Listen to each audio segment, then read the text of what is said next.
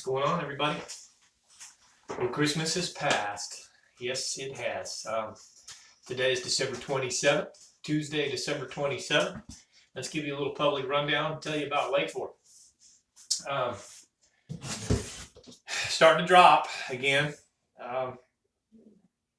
No quick rate, but we're still dropping. And I really think that they're using a lot of the water towards Dallas. I don't know for sure because we usually don't drop this time of year very much at all. Granted, from yesterday to today, 39781, 39779 isn't much, but we lost 2 inches from last week. Last Thursday we were at the 398. So something got pulled over the weekend, Christmas or something. Because 2 inches on Lake Fork, even though it's a small lake, 27,000 surface acres, it's still a big lake. And that's a lot of water. 2 inches is a lot of water. In the summertime, for example, we drop 1 inch per day. A half an inch is usage, heavy usage around the area, locally, the 4 surrounding counties. 1/4 inch evaporation, which is not happening this time of year. And 1/4 inch, which is rate of flow. That's what goes downstream no matter what.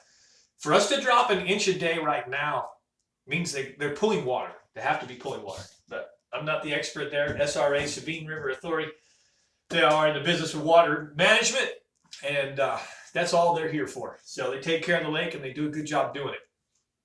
Clarity, 0 to 1. Temperatures. Remember I told you last week that temperatures were still sitting in the low 50s, mid 50s, but that cold snap was going to nail it. Well, it did. We're down to 47 to 49 degrees. And I assume that if you went to some of the back creeks and coves where the ice was, a lot of the ice, shoreline had a lot of ice on it, they're even colder. So, I personally love to say what I'm about to say. My friend Mark Pack was a very comical character. Our friend Mark Pack. Mark Pack was one of the very first guys to guide in this lake 40 years ago when it first opened up. He was the first one, most definitely, to put an ad in Bassmaster magazine. He was one of the pioneers. There's about 5 or 6 of the guys here that really were pioneers of this lake, and they fished it long enough to really know not just the ins, the outs, but they knew when not to be there, and they knew definitely when to be there as well. They got to see a lot of history. They got to see the 90s when it was, everybody caught 5 to 8 pounders. They were a dime a dozen. And 10 pounders were very frequently weekly caught, with double-digit fish being caught weekly as well. Those days are gone. The 90s are gone. We had the fish kill, the big, big fish kill. And we've talked about this before. I do believe that the lake has lost its numbers from that fish kill. And the bass became the minority from the fish kill. Other species filled the void, filled the gap before the bass could take the lake back over again. And it's never been fixed. I think there's too many catfish, too many white bass, too many yellow bass, too many crappie. There's no room for more bass to take over. It doesn't matter how many you stock. You could stock a gajillion, billion every single week, and there's no room. It's like cattle in a field. You got 10 cattle per acre. Put a goat in there, and you aren't going to have cattle in there. You're going to lessen your cattle. Put 5 goats in there, and you're going to lose all your cattle. So the goats of the lake are the catfish, the crappie, and not because they eat the food, but they fill up the oxygen. They take up the volume of water. Like a fish tank only can sustain a certain amount of fish. And so from the fish kill, I don't want to call it mismanagement. I wouldn't dare say that. The Texas Parks and Wildlife is the very, very best in the nation, if not the world. They do an incredible job. But how do you get the bass back as majority in the lake? I don't have that answer. The biologists say it's healthy. They say there's a ton of 4-pound fish in there, and I agree.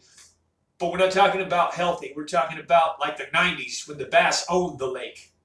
And the bass were front to back. And no matter what you did, you caught fish. A bad day was 20 fish. That's because the bass were the majority of the lake. We probably never ever see that again. We just won't without some extreme measures of thinning down the herds or another fish kill potentially, which we don't really want. I don't want to kill out everything. But for example, if we did have another fish kill, we have an opportunity after that fish kill to really put the bass back in majority. Maybe we can put some loud catfish commercial to come in here and commercialize and thin the catfish out. I know the crappie guys don't seem to ever find an end to the crappie. The crappie are just, it seems limitless. They're just gajillions of crappie. And if you can Google this, just do it. Give it a Google, it's worth it. But Google what happens to a farm pond when you put crappie in it for the bass. You'll see all kinds of things. Anybody that knows any better about building bass fishing ponds will tell you if you want a good bass fishing pond, do not put crappie in it. And Lake Fork is owned by crappie. It's a giant pond, a 27,000 surface acre pond. All right, enough rambling. Let's go ahead and give you some public information that you can use about fishing. And let's talk about my friend Mark Pack again. Mark Pack used to say when that water gets below 48 degrees, you want to know the very best place to fish? Fish from your couch at home. And he would say that very sincerely. He's still, of course, would guide the lake. It's a great time to get a big bite. The big fish, the eggs are still calling on them.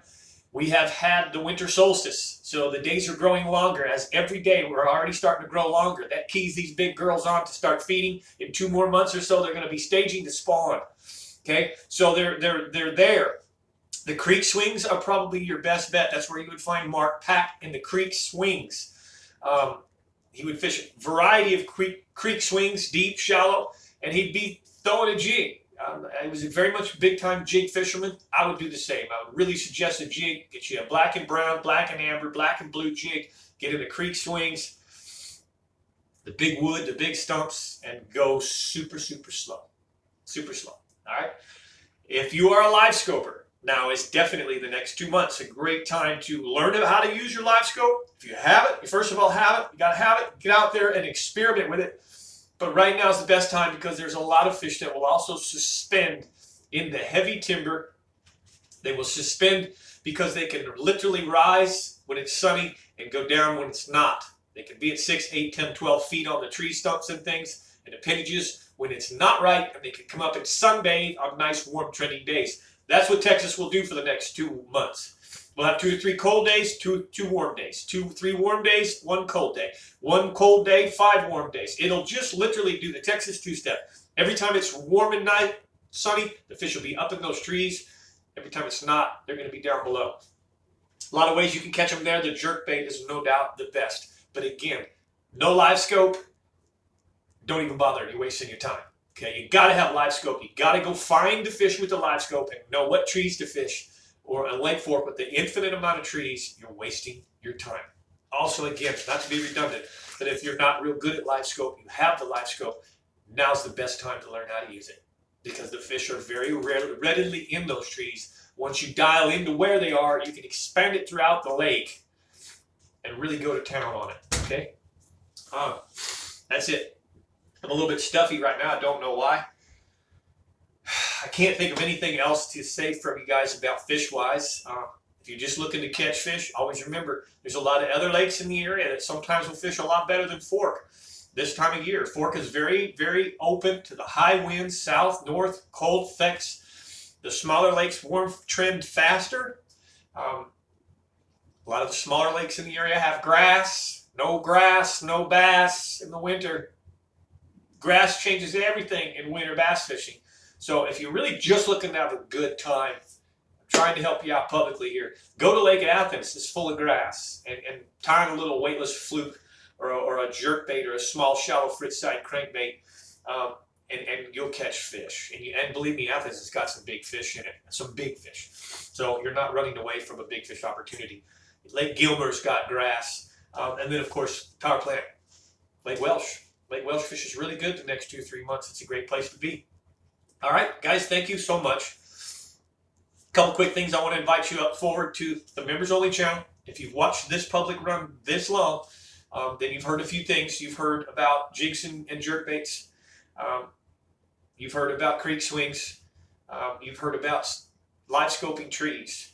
If you want to know more, then as soon as I finish this, I'm going to film a members only channel video that gets much more descriptive. I tell them exactly what trees, where to go looking for with a live scope. I tell them detailed colors and what type of jigs with trailer, what kind of trailers. I tell them exactly the jerk baits that I would be using right now if I was on the water right now. Okay.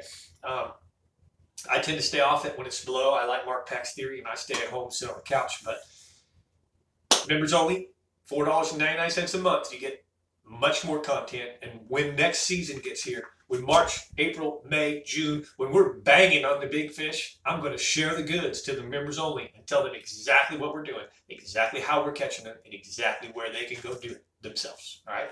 Members only. Please, it's your invite. Come on over to the members only channel. One more upgrade you can choose to be. It's called Let's Talk Fishing. That includes a membership to members only, so you get the membership to the members only videos. But the Let's Talk Fishing is a lesson once a week. I have, for example, a 30-minute plus lesson on creek swings.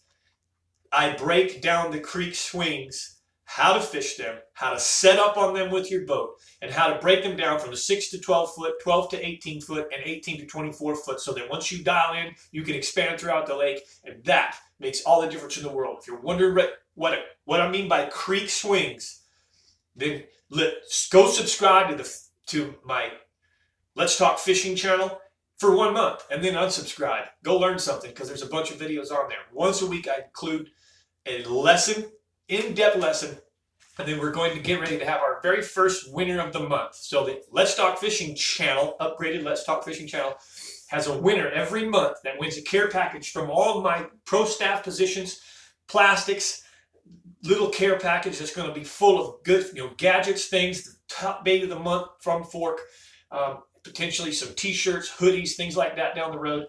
And it's worth it. It's just worth it. I know somebody publicly posted a comment on this forum here on the public's rundown about how valuable the Let's Talk Fishing is, and I shared it to my Facebook.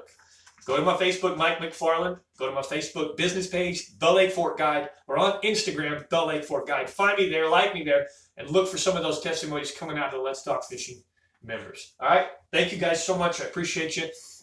I'll see you again Thursday. And probably not going to have a lot of more different information. We are warming again. Tomorrow we get back to the 40s and 70s, I think, the next few days. I think the damage is kind of done for the cold. That cold was we stayed under freezing for 48 hours. So I think it's going to take a little bit more than just a couple days of a warm trend to fire things back up again on Fork. But anyways, I appreciate you. God bless you, and I'll see you Thursday.